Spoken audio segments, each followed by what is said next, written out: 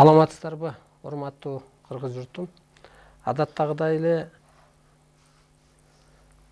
ушу кут кудуреттүү улуу табылга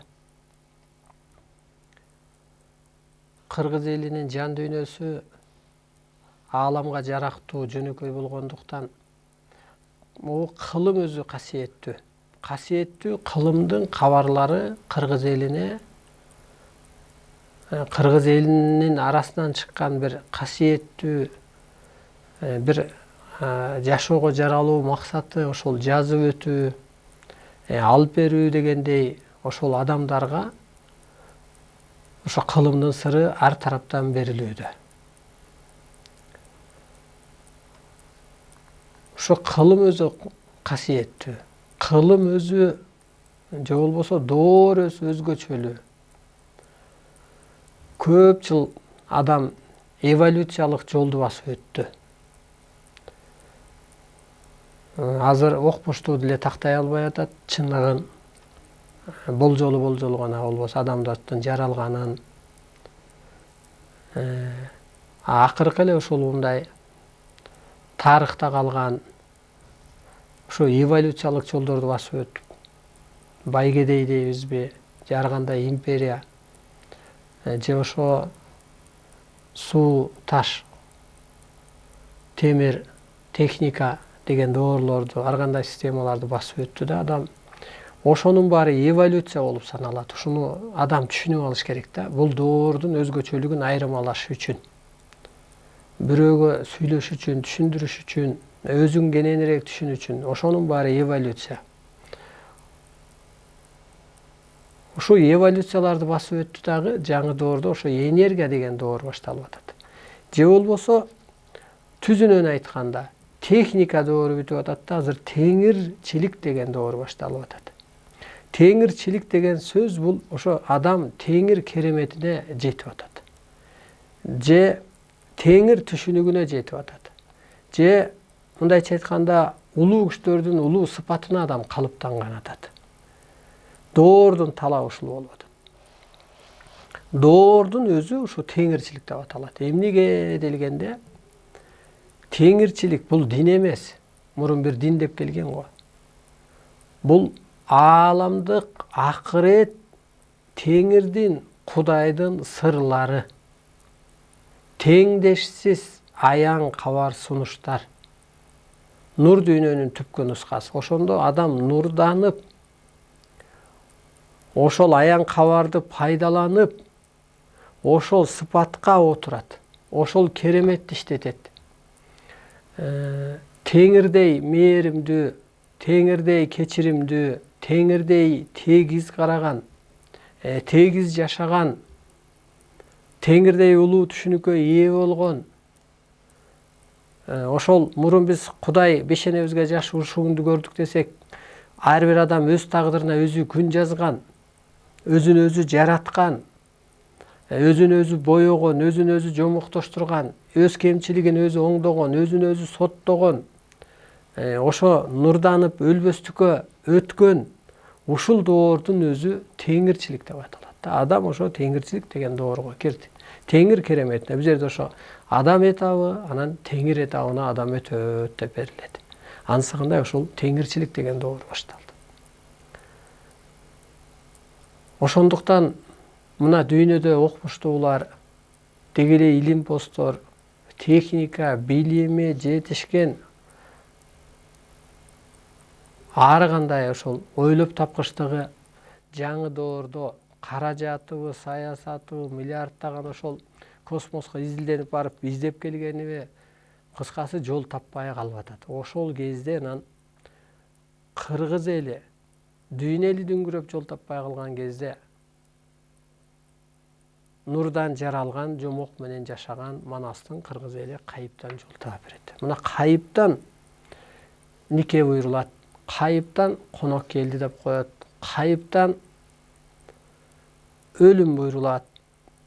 Ошого өлүмгө, конокко, никеге кыргыз маани берилип келген, бул көктөн буйрулду деп мисалга. Ансыгандай ошол көктөн буйрулду бул. көктөн буйрулуп ааламдык закон түшкөндөн кийин адамдын айласы кетти. Баягы эркин күнү бүттү, эски. Ошондуктан адам ойлоп чыккан мыйзамдарда ажал азабап келип калды. Азыр гана ошол эмне кылыш керек дегенде аалам мыйзамы жеңди. Адам аргасыз ошол сейкирик жасаш керек. Ошо пенде деген жашоодо жашап атканбыз, эски жашообуз. Ошо периштелик сыпатка, улуулук сыпатка, ошо Кудай сыяктуу жаратуучу акыл эс менен жашаш керек. Мурун биздин жашообуз ушу болгон, пендече жашап келгенбиз. Жашоо бул эмне? Үй бүлө күтүш керек, эптеп бала бакыра чоңойтуш керек, анан бир каражат табыш керек, анан ар жагы карыш керек, өлүш керек дегендей. Жашообуз ошо пендече болгон. Азыр жашообуз Кудай сыяктуу, Кудайдай эмес, Кудай сыяктуу жаратуучу акыл эс менен жашоо. Ошондо өзүңдү өзүң жарат. Мана мен улуумун деп ар бириңиздер. Менин жаным улуу дүйнөдөн келген. Мен ушу мына ата жолунан пата чыккандай, багыт бергендей, ошо улуу күчтөр жан алып жан салат дегендей, улуу күчтөр тагдыр буйруйт дегендей, улуу күчтөр ушу улуу адамдай багыт берет дегендей, ошол сыпатка калыптанам деп өзүңүздү жаратып жазаңыз. Күнүгө боёңуз. Мына арбай тирүү деп боёңуз. Адам улуу деп боёңуз. Кыргыз бул ааламдан келген өкүл. Далилдери, дастандары, байланыштары, улуу маданияттары, сыпаттары деп жаратып боёп жашаңыз. Мен дагы демек адам улуу, мен да улуумун деп өзүңүздү жаратып. Мына урматтуу жолдошум, айырмасы. Мына ушурду эфир убагында энергия жүрүш керек. Бул ааламдык сабак. Ааламдык бир чоң энергия. Ааламдык сабакта отуруунун тартиби ошо ааламдан берилген. Өзүңүздөрдү бошотуп, энергия өтсүн. Эмнеден оору пайда болду? Эмнеден өлүм пайда болуп атат? Эмнеге иш жүрбөй атат? Эмнеге пикир келишпестик болуп атат? Ошо кысылуудан, кыжаалатчылыктан иш жүрбөй атат. Кысылуудан, кыжаалатчылыктан, ичибиз кысылган кезде, баягы үйдө бир күн уруш болгондо дегенде, ичибизде тарнаада жүргөндө, анан бирөөгө катуу сүйлөп, же ичибизче бир ооруп алып, анан ошо периштебиз, энергиябыз качып атат. Бул ааламдык сабак убагында ошо периште кайра жайгашат. Качкан касиетин кайра кайтат. Ошондуктан денеңиздерди өтө бош кармап, бул методикасы. Эмнени пир тутасың сен азыр? Азыр бир байды пир тутпа, бир бийликтегини, же бир тарыхчыны пир тутпа. Дастанды да пир тутпа, пайгамбарды да пир тутпа. Азыр боштондук дегенди пир тут. Өзүңдү бошотуп алып жүр.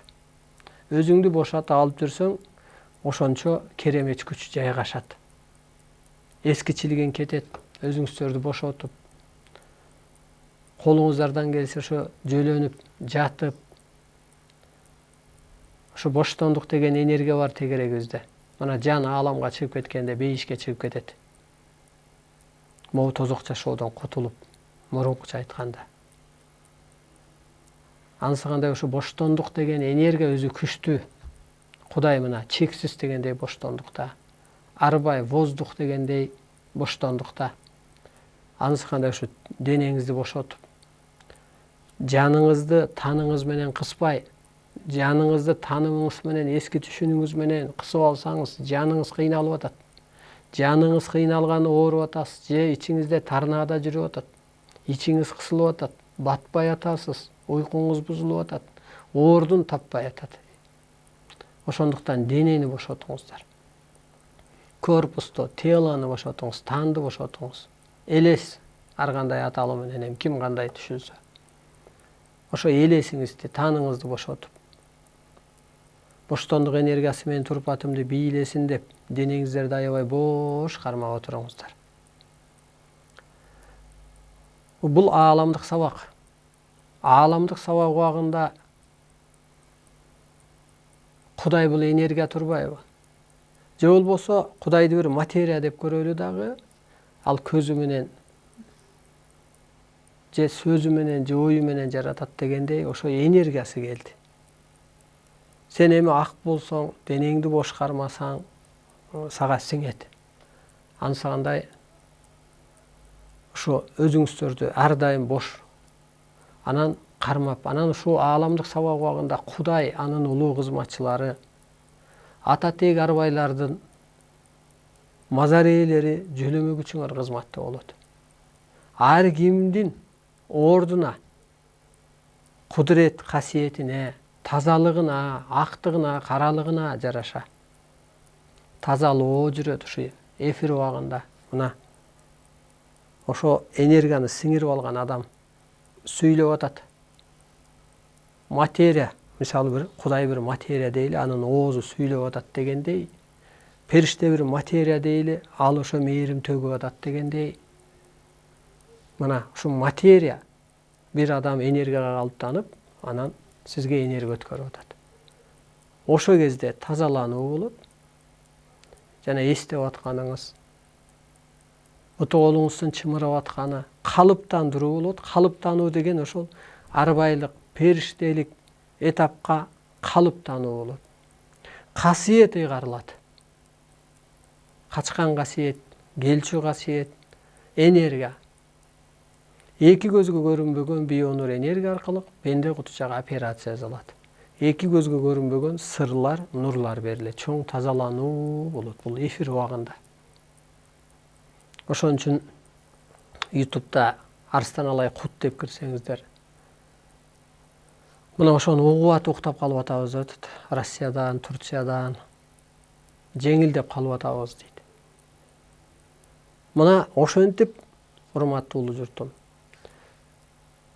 бул доордо ааламдын сыры ачылат. Асманда эмне бар, Алла деген эмне, аалам эмне, табият кызматы аныкталат. Эмне кызматы бар, кандай кудурет керемети бар табияттын. Анан адамдын өзүн тааныйт. Адам өзүн тааныйт. Кыргызды тааныш керек, табиятты, ааламды тааныш керек. Баягы 5 парыз дегендей эле, намаз оку, орозо карма деген сыяктуу эле 5 парыз мындайча айтканда. Мына ушу чексиз аалам азыр жерге түштү, энергия катары. Муну ар адам билиш керек. Муну кайталап айтыш керек. Энергия катары. Аны мына батыш эли техника катары, инопланетан катары тартып калып атат. Сүрөткө түшүп калып, таң калып, таппай сырын. Инопланетан деген бул иностранец деген сыяктуу эле бөлөк бийик планетанын жашоочулары. Бийик түшүнүктөгү нур, энергия, кубулуп кеткендер, нурданып кеткендер, же ичтеги адамдын ушу жерде жакшы кызмат кылган адамдардын руху, агаргандар, 7-чи, 6-чы, 5-чи катмардагы ааламда, 6 катар аалам дегендей, ошол бийик дүйнө ээлери мына жерге түштү. Ал качан түшкөн? Кайра бир кыры. Адам жаралгандан аристе болуп, периште болуп жаралат, асмандан агарып келип. Ошо периште болсун деди, бул дүйнөгө келип, бир периште бойдон кызмат кылсын деди. Периште катары биз менен мамиле кылсын деди. Анан ал пендеге айланып алды, айла кетти. Эми аалам күчтөрү түшүп, азыр адамды периште сыпатка айлантабыз деп атат. Улуулук сыпатка калыптандырабыз деп. Ошол кезде азыр энергия келгендиктен рак, мына бүгүн ошо рак оору жөнүндө аябай күнү турбай ошону мына кеп болуп атат, радиодо деле, теледе деле. Аныгын пайда болушун таппай атат. Айтып атат, экологиялык тамактар туура эмес болгондон деп атат. Жок, андан эмес. Бул энергия ичке кирди, абада да. Анан ошо энергия деген бул чоң жан. Анан энергия менен эски эмоция, эски түшүнүк, эски тело келише албай, ички жан менен тан, ичтеги чоң жан менен.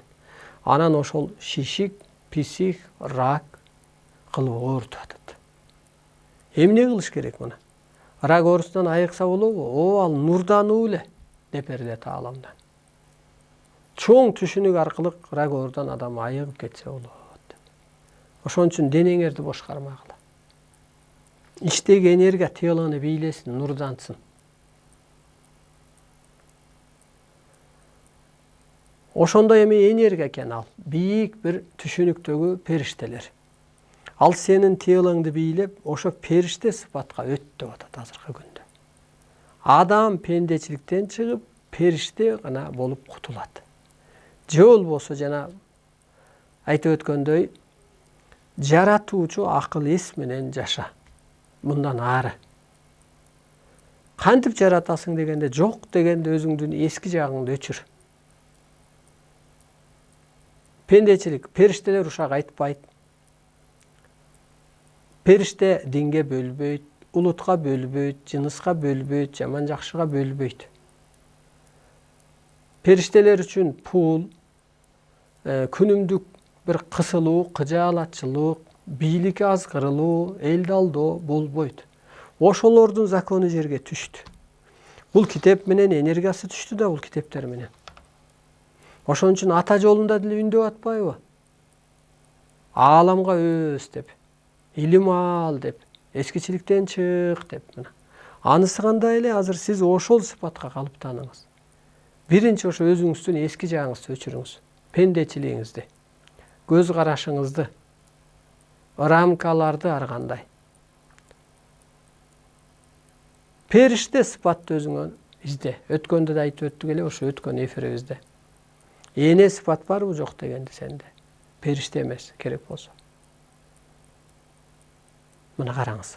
Ошентип адам нурданганда, энергияга толгон кезде, энергия өлбөйт экен, адам нурданса, телосун ошону киргизе алса, эскичиликтен чыга алса, демек өлүм жоюлат. Өлүм эмнеден пайда болду? Кыжаалатчылыктан, кысылуудан, майда түшүнүктөн. Анан эми сиз периште сыпатка калыптанганда, улуу кишинин ою улуу да. Улуу кишинин ой жүгүртүүсү да улуу, кызматы да улуу. Ошондо илгери айтып калчу. Ал улуу кишинин назарынан калба деп койчу. Назарынан калыптырсың деп койчу. Улуу адамдын эч жеке каалоосу жок. Мына мен улуу кыргызмын. Улуу сыпатка калыптанып атам. Күндө ачылыш, күндө жаңылык, күндө кабар аян калыптануу, күндөн күнгө өсүү. Мына менин каалоом кыргыз ойгонуп кетсе экен, өзүн тааныса экен, улуу дүйнөдөн келгенин билсе экен, улуу керемет күчтөрдү өзүнө сиңирип алса экен, ошол сыпатка калыптанса экен. Анан назары менен дүйнө элин жаратса экен. Бооруна энедей, атадай бала кылып улуттарды кысса экен. Мына менин каалоом. Каражат. Касиетиң болбосо, каражатың болбойт. Каражат касиетиң болбосо, Кудайдын жардамынан жазасы көп. Касиетиң болбосо, күнүмдүк рызкы жок, касиетиң болбосо, түнүңдүн тынчы жок. Касиет деген бул жаңы доордо периштелик сыпат, энелик сыпат. Ошо касиетке калыптанган кезде Кудайдын сыноосу токтойт да канатына калкалайт. Эмне кылыш керек ошондо? Адамдын анатомиясы астрологиянын ролун аткарыш керек жаңы доордо. Мына ошо анатомия деген илим бар. Ушуну кичине талкуу кылып өтөлү. Мисалга, жаңы доордо адамдын телосу кубулуш керек болуп атат. Бийик кызматка өтүш керек. Улуулукка калыптаныш керек. Жаңы доордо. Эгер эскичеле кысылгандуулук менен жашай берсең, кан менен айланган организмдер ууланып кетет. Эмне кылыш керек демек? Кызылгандуулук эмоция болбойт экен, кызганыч, ичи тарлык, пендечилик болбойт экен. Демек кубулуш керек, пендеден периштеге айланыш керек. Жаңы доордо эмне менен жашаш керек дегенде, көк кандуулук менен жашаш керек. Көк кандуулук деген бул көтөрүмдүүлүк. Нур энергия менен жашаш керек. Мына нурдануу деген ушул болуп атат. Кызыл кандуулук пендечилик денени уулантат экен дагы.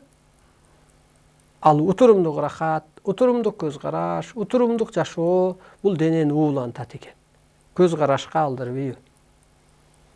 Улуу рахат, улуу түшүнүк, улуу маданият денени нурдантат.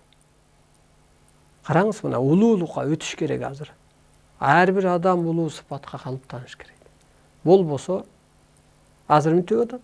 Мына өсүп кутул же өлүп кутуласың деп. Өс. Өсүү татаал. Ушу өстүрөбүз деп аракет кылып атабыз эфирден.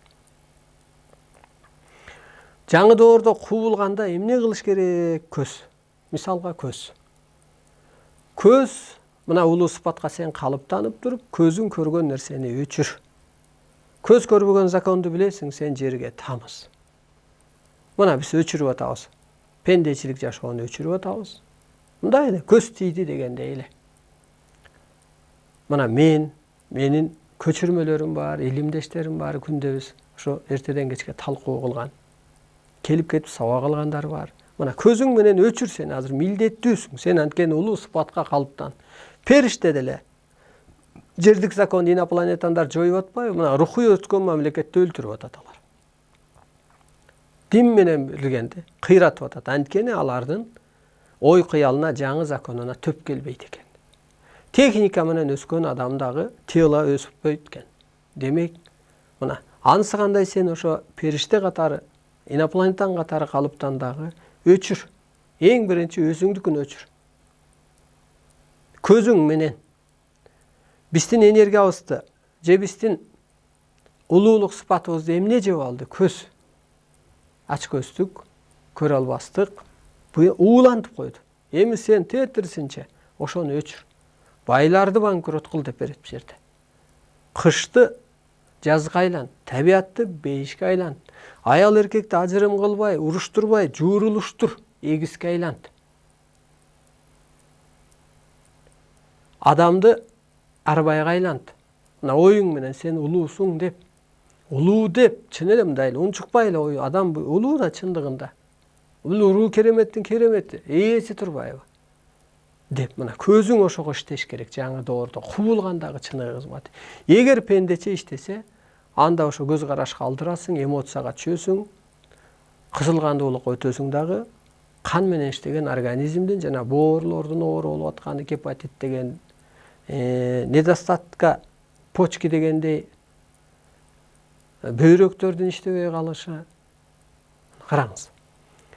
Көзүбүз ошол көргөн нерсени өчүрүп, эски пендечиликти улуу адам өчүрөт го. Улуу адам кой дейт го. Мындай кылбагыла, бул туура эмес деп. Мисалы улуу адам келсе деле. Улуу адам келсе деле балдардын оюну токтоп калат го. Үйдүн ээси келип, атасы келип, апасы келип, кошуна балдар үй бүйүнө жылып жөнөйт. Оюн токтойт. Анысы кандай? Ошо көзүңүз өчүрүп, көзгө көрүнбөгөн мыйзамдарды тамыз. Ал эмне деген сөз?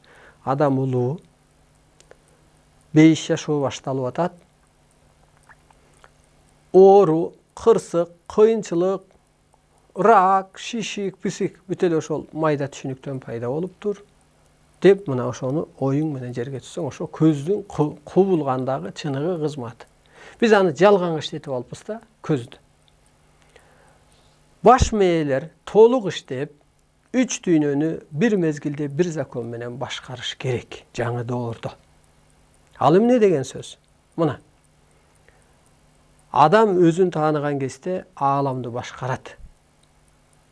Мына мен энергия өтүп аткан кезде, сабак өтүп аткан кезде аалам күчтөрү барып атат сизге. Арбайларды башкарып атам. Аалам күчтөрүн башкарып атам. Анткени мен улуу сыпатка калыптанып алгам. Мен энергияга толуп алгам, түшүнүп алгам. Мына барды. Мен табиатты башкарып атам. Бул чындык. Мына караңыз. Ошол 3 мээ толук иштеген жана күнбаш болот адам, же кара куш мээси толук иштегенде 100% дегендей кеп, анан ошол кезде 3 дүйнөнү башкарат. Мына арбайлар баш ийип атат. Энергия өтүп атабы? Өтүп атат. Бул дүйнөнү башкарып атабыз. Пендечиликти өчүрүп, улуу мыйзамды түшүрүп, баш мээ менен. Анан пендечиликтен көтөрүлүп, нурданып, ортоңку дүйнөдө жашап атабыз. Мына кыргыз башкарып атат. Алам мыйзамы жеңди. Аргасыз адам башы ийди. Кайра эле сиз көчүрмө болуңуз. Мына, кайра эле көзүңүз менен өчүрүңүз. Көзгө көрүнбөгөн мыйзамды окуп, түшүрүңүз. Баш мээңиз, баш мээ мурун неге иштеген? Ачка калбайын, бирөөнү алдайын, арамзаалык, ушу майда эле бир нерсеге иштеген. Чыныгы кызмат ал эмес экен да. Башың таштан жаратсын деген ошол. Кара куш мээ көрсө жаратуучулукту иштетүү үчүн жаралыптыр. Кара куш мээ толук иштейт, ал Кудай сыяктуу жаратуучулукту иштейт деп берилет. Майда нерсеге иштебейт деп. Азыр мен майдага эч көңүлүм жок. Сөзгө да аралашкым келбейт, майда конокко да баргым келбейт, мындайча айтканда. Себеби оюм асман жерде, адам затта. Бир ок пайда болот. Бул арстан алай. Анан тегерегинде адам айланат деп ааламдан берилген. Бул закон. Мен кубанып атам. Мына бизден илим алгандар келип, 2-3 күндө жок дегенде бир келип, күнү алыс келип, ушу Бишкектегилер сабак алып, жаңылыктарды жазып өсүп атат. Пендечиликтен периштелик өтүп баратат. Калыптанып атат. Ал тепкич да мындай, жөн эле учуп бир күндө эле алмашып кетпейт да, эскилигин кетирип, кичине кайра түшүп, анан капа болуп, кайра өзүн жазап, өзүн өзү дук берип, мына айланып атат ошолор. Келип каражат төгөт. Ата-энесинен кабар алгандай кадимкидей ошо кабар алып турат. Мына эфирден да көп адам күтүп көрүп, өсүп, айланып атат арстан алайды. Ошентип бир адамга Көкө Теңир кереметин берди. Бул арстан алай. Адам айланып атат. Анан кыргыз айланат, кыргызды Орто Азия айланат, анан дүйнө айланат деп берилет. Мына өсүп атат. Мына эфирден өсүп атат. Өйдөлөп атат. Мына бул жерде так берилет. Арстан алай, сен адамзаттын көзүн ачасың, колуна таяк бересиң, оюна жөлөк болосуң, каттоо каласың, илим бересиң, алтын доорго өткөзөсүң. Силердин көзүңөр ачылып атат.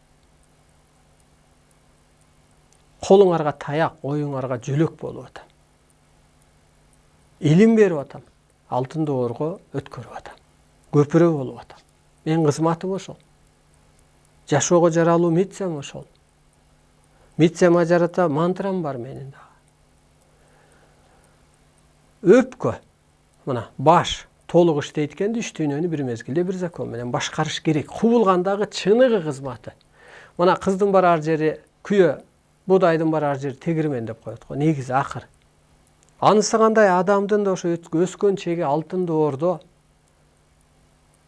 акыркы доордо, акыркы заманда мына адам ошентип жаратуучулукка өтүш керек. Ошо менен жашаш керек. Эгер жарата албасаң, же эски түшүнүктө болгон адам, ошол эл, ошол жер ар тараптан кырсыктайт. Өс.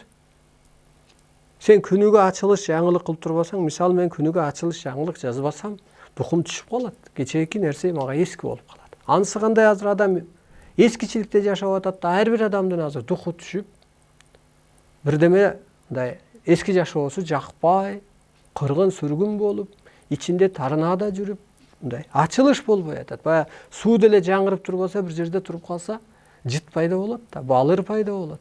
Анысы кандай силердин оюңар, түшүнүгүңөр ошол жерге туруп калды. Ааламдан берилет, ошол өтө терең динге берилип келгендер айнып калат. Эмнеге деп ойлосоң, жаңылык жок да, жаңылануу жок. Эл өсүп кетет да, аларга күлкү катары көрүнүп калат. Бир кыры ошол ичинен эми анда да жан бар да. Жан менен таң келише албай, жан көзгө көрүнбөйт да. Эски психологиясы аны моюн бербей, анан ар кандай шишикпи, психпи, ракпы оору пайда болот. Мына анатомиябыз астрологиянын ордун аткарып атат. Көзүбүз көргөн нерсени өчүрүп, көзгө көрүнбөгөн законду тамызып атпайбы? Мына урматтуу улуу журтум. Мына ошол анатомиябыз, астрологиянын ордун аткарыш керек. Көзүбүз менен башыбызды айтып өттүк. Андан ары жаңы доордо эскиче жашасаң, өпкө караят, дем алуу оорлойт. Карасаңыз, мына өпкө караят, эски түшүнүк менен жүрсө. Дем алуу оорлойт. Ар бир адам азыр өпкөсүнөн. А эмне кылыш керек дегенде, өпкөнүн дагы чыныгы кызматы бар. Өпкө менен могу абаны боё деп берилет. Бирөө туберкулез, бирөө састыма жугузуп коет го. Анысы кандай улуулукка калыптанган адамдын духу бийик болот. Мына дух менен, ишенич менен сүйлөгөндө сизге энергия өтүп атат. Абаны боёп атат, жаратып атат. Арбай сен тириксиң деп. Абада өтө чоң ден соолук булагы, келечек чырагы, өмүр булагы, жаңы идеялар абада бар деп жаратып атат. Мына арстан алай. Же тазалап боёп атат. Арбай тириксиң деп атат. Арбай сенин укугуң бар. Кыргызчылыкты мыйзамдаштырып бер деп мына көзгө көрүнбөгөн күч менен сүйлөшүп атат. Духу бийик адам. Ошол өпкө деген ошол. А дух качан көтөрүлөт дегенде, сенин жаның менен таның бир түшүнүк өткөн кезде анан духуң көтөрүлөт. Дух алтын доорду куруучу күч. Духуң могу жашоодо күчтүү болсо, жашоо оңой, жеңил болот. Дух күчтүү болуш керек. Өзүңдү өзүң жеңиш үчүн жана пендечиликтен чыгыш, периштелик айланыш үчүн да дух бийик болуш керек. Азыр ошо адамдын духу түшүп аткан ошол. Себеби эскиликте калып калды. Дем алуу оорлоп, духу түшүп, мына өпкө эмне кылат экен? Боёйт экен, тазалайт экен. Караңыз, чыныгы кызматы, абаны боёйт экен адамдын. Өпкөсү тазалайт экен. Анткени чоң түшүнүк бар да сенде. Сенде бир чоң ой бар да. Бөйрөктөр энергия бөлүп, мээрим төгүп турбасаң, иштебей калат, ууланат. Мээрим төксөң жашоого. А мээрим төгүш үчүн сен чоң түшүнүк өтүшүң керек да. Мына мен мээрим төгө алам. Ошол мээримим өтүп атат. Энергия болуп. А сенден эчтеке чыкпайт да. Ичиңде эмне болсо, оозуңан ошо чыгат да. Телодан ошо чыгат, эмне болсо. Ошон үчүн нурданганда, энергияга толгондо, могу сыпатка калыптанганда анан мээрим чыгат. Мээрим чыкканда баягы 1 жашар балага энеси мээрим төккөндө энесин эле тааныйт го. Анысы кандай, сиз элге энергия төккөндө ата тегинин арбайы жакшы көрөт, Кудайы жакшы көрөт, эл негедир жакшы көрүп баштайт. Баягы сага каршылаштар, мага каршылаштар мисалга азыр элчи болуп алды. О, туура айтып атат депчи. Калыс болуп алды. Мына бөйрөк ошентип мээрим төгүп, энергия бөлүп чыгып турбаса, ууланып кетет. Чыныгы кызматы. Аны үчүн кайра эле ошо бийик түшүнүккө өтүш керек. Энергияга толуш керек, нурданыш керек. Кубулгандагы чыныгы кызматы. Азыр адам кубул албай атат деле, анан ууланып атат. Нурдан албай атат. Улуулук сыпатка калып атанбай эле, анан ууланып атат. Жүрөк. Азыр инсульт, инфаркт жана башка оору көп. Жүрөк кызыл кан менен сокпош керек, баягы эмоция менен жашабаш керек. Дагы ошол улуулукка калыптанып туруп, нур менен же энергия менен иштеш керек. Ошондо жеңил. Нур энергия жеңил да, айлантканга, канга караганда. Тазаланыш керек, адам агарыш керек. Динде жүргөндөр аябай агарды, рухий тазаланып бүттү. Сен бир духовныйга өтчү. Өзүңдү бир этапка да көтөрчү. Ошо сыпатка сен өзүң калыптанчы. Мына бизге келгенде ошо динде жүргөндөр, жана ата жолунда жүргөндөр бир заматта тазаланып кетет. Себеби агарып келген, кысылып жүргөн, боштондукка чыгарган кезде эле башкадан болуп калат. Такыр эле. Тез өтөт. Мына караңыз, эми ошондо жүрөк, өпкө, бөйрөктү айтып өттүк. Башты, көздү. Өт. Дух менен иштесең, могу жашоонун деги эле бир кемчиликтерди жоюп салсаң, түрүү калыптанат. Бор түрдүү идеяларды, мына жаңы идеяларды. Бул идеологияда мен сүйлөп аткан идеология кантип жашаш керек жаңы доордо адам. Идея, жаңы идеясы бар дегендей. Идеология дегендей.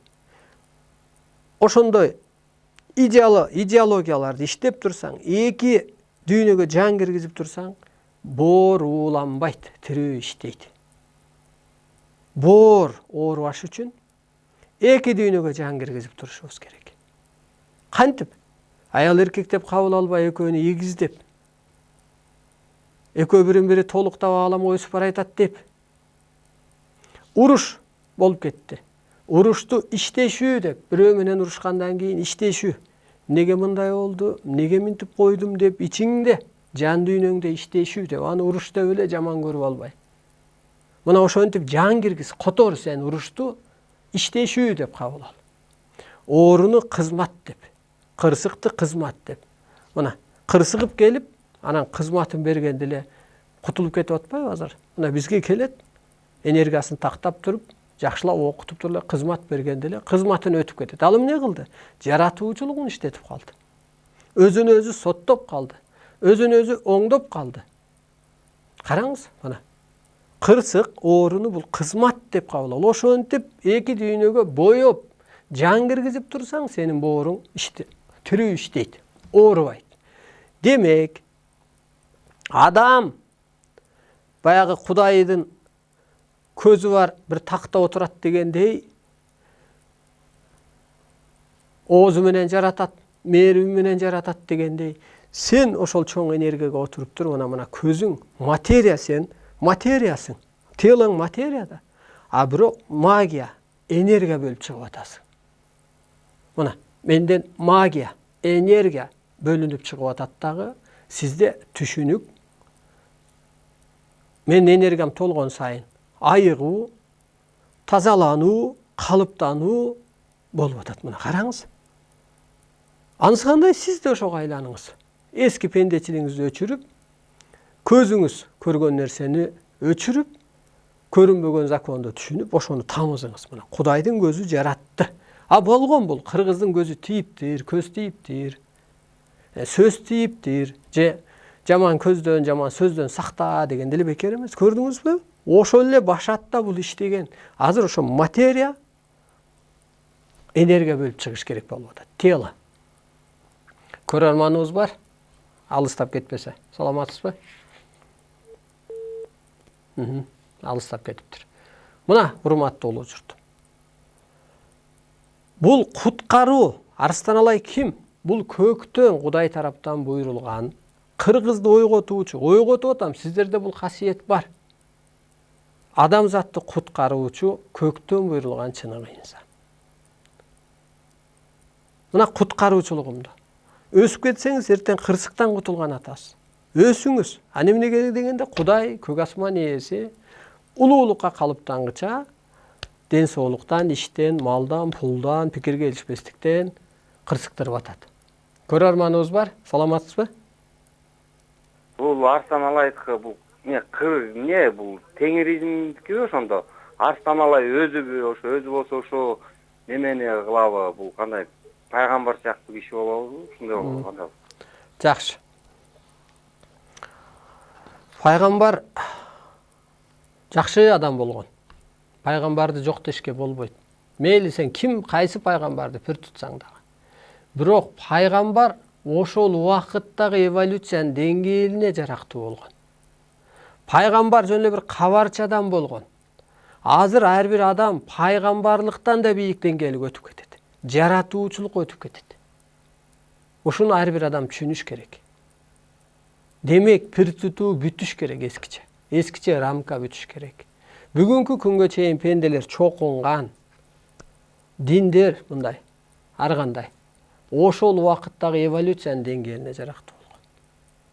Кудай ал пайгамбарларга бусулган, кыйраган чөйрсөгөнү кармап туруу үчүн кабарчадан берген.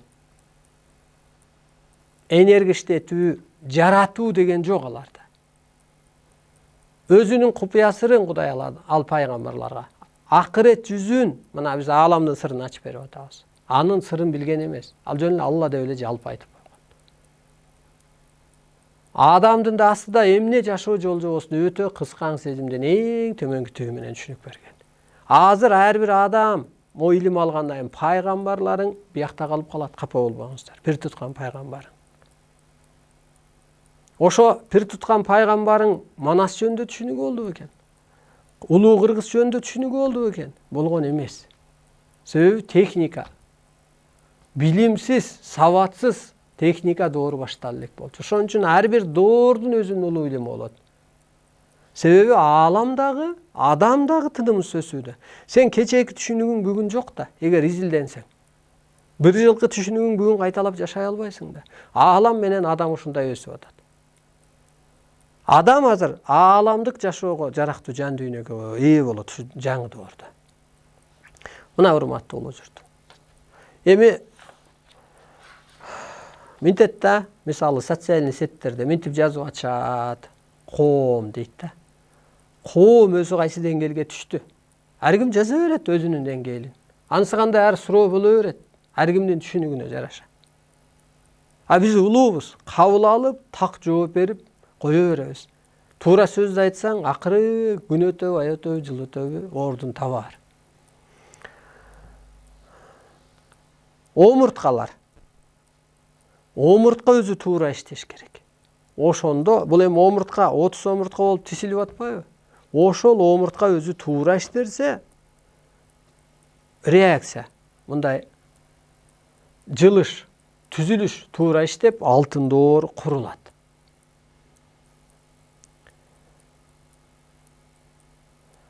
Барып туруп анатомия көзгө көрүнбөгөндөрдүн үнүн, сырын көрүп баштайт. Сезип, бул жаңы доордо ушул болуп атат өзү. Мурун бизде жабылып калган болсо, азыр ошол бирөө жок дегенде эле түш аян алып атат. Көрөрманыбыз бар. Алло, саламатсызбы? Алло, суроомду айтып берейинби? Сиздин передачаңыз өзгөчө жакшы передача болуп атат. Анан мен моундай суроом бар эле. Түш көрдүм эле. Эмиратка келдим, Ак Эмиратка. Анан тышында жазылуу экен арабча, анан асты англиске жазылуу экен. Анан кирейин десем, бир өзгөчө араб келди жаныма. Анан астында келип эңкейип айтты: "Сиз азыр кирердин астында арабча жазасыз" деди. Анан мен арабча билбейм, мен кыргызча же орусча жаза алам десем, "Жок эди, арабча жазасыз, анан кире аласыз Эмиратка" деди. Ошол ойдон түшүм бүтүп калды, бирок өзгөчө кызык болду. Жакшы түш экен. Ошо учурдагы түштү, мынау асмандан түшкөн законду адам талдап, аткарып, сиңире албаса кырсыктайт. Бул так. Түш периштелердин тарбия сабагы. Түш бул жөн эле Кудайдын көрсөтүүчү бир багыты. Ошондуктан түш талабын аткарыш керек. Эжекемдин түшү абдан жакшы экен. Эми Эмират дегенде эми башка өлкөгө барып атпайбы, башка дүйнөгө барып атат. Анан ошого сен жазбасаң арабча деп атат, кирбейсиң деп атат. Ошондо сиз башка дүйнөгө которулушуңуз керек экен, башка түшүнүккө өтүшүңүз керек экен, жаңы доорго өтүшүңүз керек экен да. Анан жаңы доордун мыйзамын билбесең, өтө албайт экенсиң. Өзгөчө. Анан эми ошол башка адамдын, бир өзгөчө адамдын келгени, ошол өзгөчө өнүккөн дүйнөлөрдүн ээлери келгени. Деги эле түштө эгер корейспи, оруспу, дунган башка улут көрсө, бул бөлөк дүйнөнү, иностранец дегенде инопланетан же бөлөк бийик дүйнөлөрдүн ээлеринин түшкө киргени. Түштө. Же ата тектин арбайлары кирсе, дагы ошо бийик дүйнөлөрдүн ээлери келгени. Атам көрдүм, өлүп калган дейт го. Сен атаңды эле көргөн жоксуң түшүңдөчү. Ал ошо өлүп калган атаңды көрсөткөнү, ошо аалам күчтөрү, аалам өтүп кеткен, бийик акталган, ак деги 7-6 деген бийик дүйнөдө жашаган дүйнөлөрдүн ээлерин ишарат берип атканы. Жакшы түшү экен эжеке. Ошо бөлөк дүйнөгө өт деп атат да, бөлөк дүйнөгө өтүш үчүн могу илимди ал деп атат. Өзгөчө жашоого өт деп атат. Аны билбесең өтпөйсүң деп атат. Мына урматтуу улуу журтум, анатомиябыз барып астрологиянын ролун аткарат экен. Мына ошол. Мындай эле көктө туруп, мисалга болжол айталы да, Кудай көзү менен өчүрөт экен дегендей эле, мисалы бир адам арак ичип жүрүп эртеси жакшы болуп калыптыр дегендей эле, сенин көзүң деги азыр адам жаратуучулукка өтүш керек болуп атпайбы? Анткени аалам жерге түшүп алды. Эми адам ошого калыптанып туруп, анан эскини өчүрүп бериш керек. Мына биз пендечилик законунду өчүрүп атабыз. Улуу журттун улуу жолуна, улуу күчтөрдүн улуу ишине тоскоол болгон мыйзамдын баарын ошо жөн эле тескеп туруп эле чечим чыгарып коебуз. Отуруп эле, баягы улуу кишилер чогулуп туруп, балдарды тескеп, соттоп, ордуна коюп койгондой эле. Соттоп десе баягы уят карып, соттоп десе эми решеткага салып эмес, Кыргызда өзү түрмө болгон эмес да, уят карып,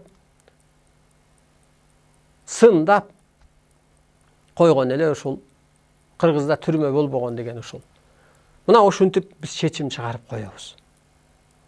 Караңыз эми ошондо өнүккөн адам эмнени башкарат экен? Эки дүйнөнүн ээси боло алат экен. Мына аалам күчтөр иштеп берип атат. Мына азыр биз ар бир адамга түш аян буйруп атабыз. Түш аян көрсүн деп. Алланын астында ким жоопкер адамзат үчүн? Ата тегинин арбагы жоопкер. Ата тегинин арбагы кырсыктырат. Мына бул жерде так берет ааламдан. Арбайлардын кызматы жана милдети. Окуп берейин. Жан досу ааламга учуп, дене досу өлгөндөн кийин рухтар бийик аң сезимге ээ болот. Балага караганда атадын деле аң сезими бийик. Анысы кандай ошо бийик деген сайын бийик аң сезимге ээ болот. Пендечилик жашоо азыркы пенделер жашап аткан. Алар үчүн өтө мажырөө аң сезимге ээ болгондуктан түштөн көрүнүштөн улуу илимге чакырат. Эжекемди чакырып атат эмелеки мисалга. Уруктардын жердеги тууган туушкандары эски жолдо болсо кырсыктырат. Теңир берген бакты өлөттөн ден соолугунан, жолунан кармайт. Карасаңыз, арбайлар ааламдык сыйкыр күчтөр. Ошон үчүн арбайды жок дебегиле. Жазаланып каласыңар. Арбайлардын укугу бар, ушу улутун тааныбаса, тааныгысы келбесе, айыптайт, кырсыктырат деп берилет. Мына арбайды жергенде, кыргызды тааныбаганын баары кырсыктап атканын көрүп атасыздар. Арбай жок деген адамдардын, ал өлүп калды деген адамдардын кырсыгып атканын көрүп атасыздар. Артта калып калганын көрүп атасыздар. Бул чындык. Анысы кандай мына ошо сыпатка отур болуп атат азыр. Арбайлык сыпатка, периштелик сыпатка, инопланет энергияга калыптан дагы анан кайра эмне болуп атат? Адамга милдет түшүп калып атат.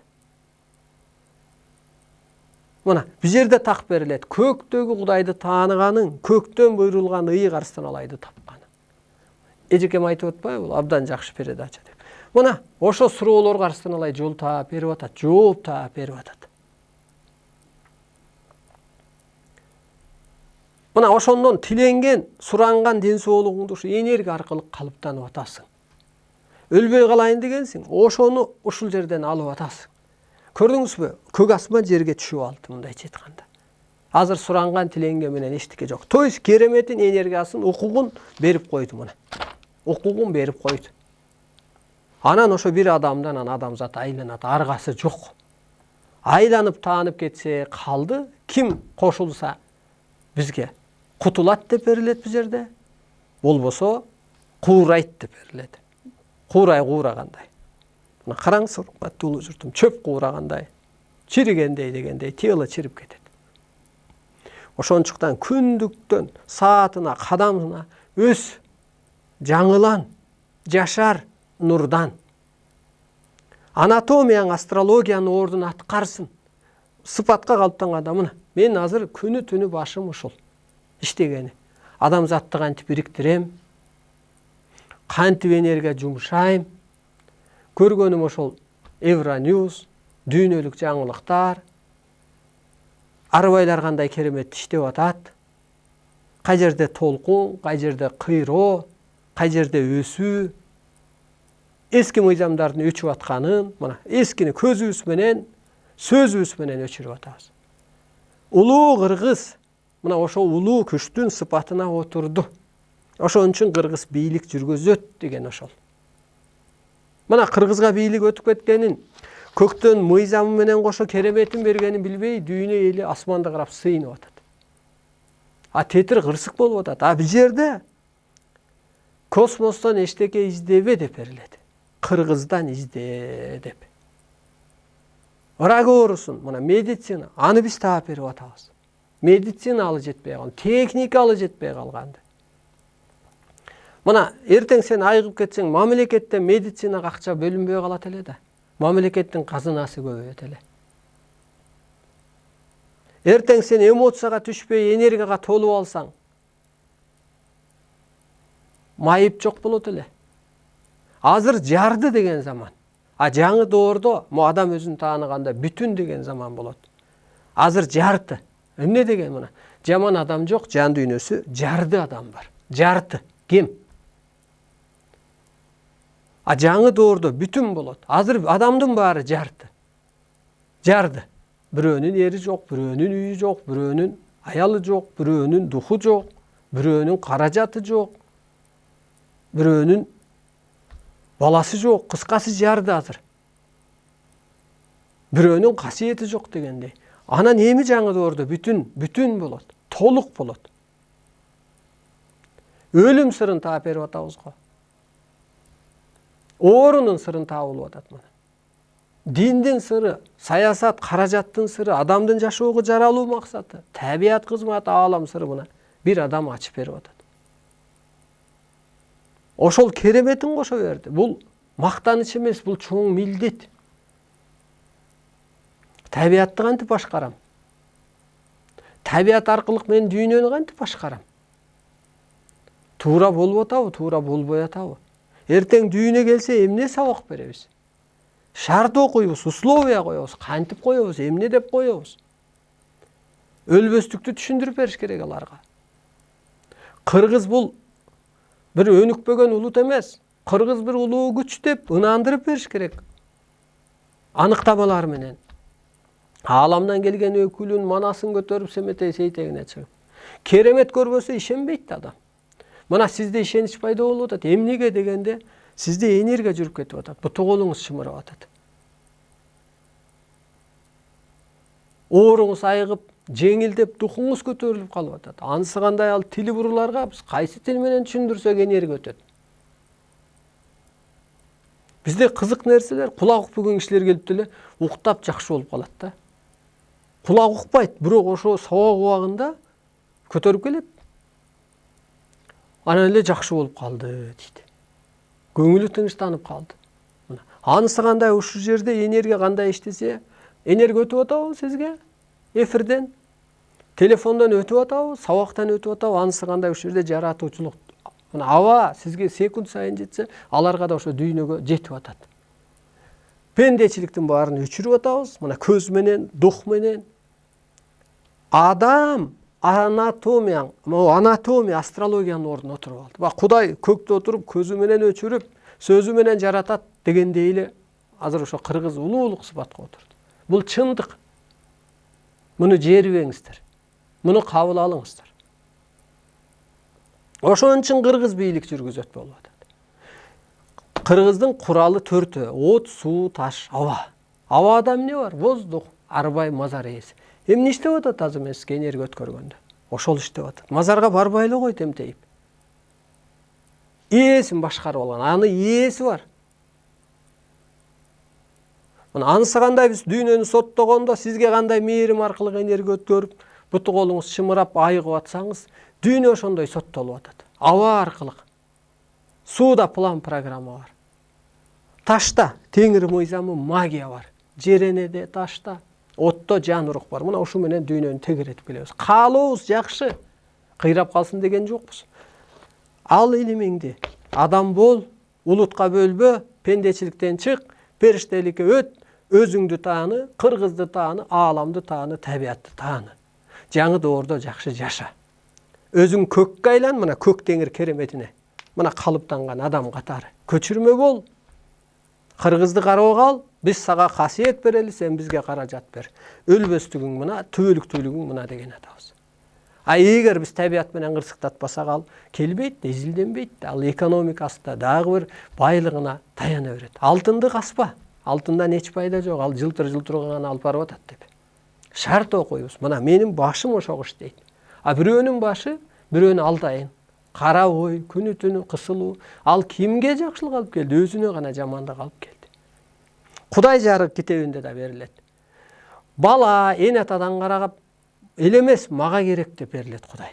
Эмнеге дегенде ошолордун жакшы аурасы менен асман жер сакталып турат. Мына периштелик сыпатка сен өтсөң, сенин жакшы энергияң менен аалам жер сакталып турат. Мына менин жакшы ак энергиям менен сизге энергия жетип атабы? Буту колуңуз чымырап, духуңуз көтөрүлүп атабы? Анысы кандай? Мына биздин ак эле оюбуз менен дүйнө тегеренип атат. Ошон үчүн периштелик сыпатка өт. Кыйын, бирок башка жол жок. Эң кызык жери азыр адам 70ке чыгып калайт. 5-10 жыл өтпөй өлүп кетиши мүмкүн. Себеби кызыл кандуулук менен жашасаңыз эскиче энергия шишик, писик, жара жана башка оору кылып коет. Оюман токуп аткан эчтеке жок. Бул көктөн буйрулуп берилгени. Ооба, бул ар кимге ар кандай түшүп атат. Түшкөн менен ал адамдарды эмне деп берилет? Бул жашоого жаралуу максат, ал жазып койгон. Жазып койгон башка. Аткаруу, калыптануу, башкаруу өтө татаал. Бул адамзаттын илими. Бул бир эле кыргыздык эмес. Бул жер планетасын сактап калуучу илим. Ошон үчүн энергия башкарып аткан ошол. Ошон үчүн инопланетаны башкарып аткан ошол доордо. Ошол керемет күчтөн өтүп аткан. Инопланетан кайра бир адамдан, бир закондон, мына сыйкыр ауранган амал программа алып турат. Мына мен сыйкыр амалга жеттим, сүйлөп атам, энергия өтүп атат, өсүп атасыз. Анысы кандай сизге жеттиби? Ал ошо аркылык да дүйнөгө кетип. Ошон үчүн биз талкуу кылганда эле толкун жүрүп турат. Баягы ак үйдөгүлөр бир чечим кабыл алганда аткарылгандай, аныкы аткарылбайт ата, биздики тез аткарылат. Себеби аалам күчтөрүнүн гана закону жүрөт. Аалам күчтөрүн ошого карап, ошого отуруп, төргеңеш дегендей отуруп алып анан иштейбиз. Бейиш мына башталат. Улагасы табият менен гармонияда болот. Төрү могу багытташтар, илимдештердин кеңеши деп берилет. Анан ошо бейиштей бир адам пайда болот. Адамдын бейиши пайда болот. Ал эмне дегенде эне сыпаттагы адам ата. Эне сыпаттагы адам ата мына кийде арстан алайт. Мына мен сизди бейишке чыгарып атам, тозоктон, эски түшүнүктөн чыгарып атам. Урматтуу улуу журтум. Бизге бөлүнгөн убакыт байыды. YouTube'да Арстаналай кут деп кайталап көрүңүздөр, сиңириңиздер. 1-4 күнү кечки саат 7-де ошо Манас телевиденияда эфирибиз бар. Каражат менен башыңыздарды оорутпаңыздар. Каражат сиздерге касиет алып келбейт, тетирисинче касиетиңиздерди кырсыктырат. Колуңуздардан келсе ошол убактыңыздарды бөлүп, эртең больницага жатып калсаң да жалдырап жатасың, эч пайдасы жок. Ошо илим алып, улуулукка өтүп, өзүң ордуңузду сактап, ошо көк деңир көк айланып, ак карадан чыгып, анан дүйнөнү тегеретип тегиздеп, башчы болуп, багыт берип калыңыздар. Көкүрөгүңүздөрдө кыштар, көкүрөгүңүздөгү муздар, көкүрөгүңүздөгү эски тозоктор, көрө албастыктар жоюлуп, көкүрөгүңүздөргө жаз, көкүрөгүңүзгө бейиш байырыласын. Көрүшкөнчө сак саламатта туруңуздар.